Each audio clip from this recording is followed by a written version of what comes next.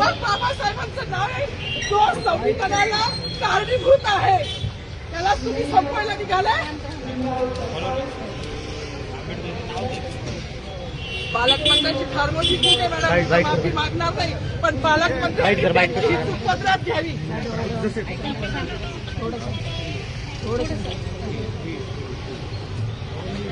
मला मीडियाशी घेणं नाही मॅडम, मला सस्पेंड केलं, मी मारूचे गाड्या उपसी, मी माती काम करीन पण बाबासाहेबांची ओळख पुसून येणार नाही. मला सस्पेंड करायचं करू शकता मॅडम, बाबासाहेबाला संपवायचं काम करायचं नाही. 26 जानेवारी 15 ऑगस्ट मध्ये मी नाही मानत पण लोकशाही मॅडम तुम्ही सुद्धा संविधानामुळे आहात, पालकमंत्री सुद्धा पालकमंत्री संविधानामुळे आहे. कोणताही जाती नाही, सगळी समानता दिली आहे. बाबासाहेबांचं नाव आता तरी भाषणात येईल, मग तरी भाषणात येईल.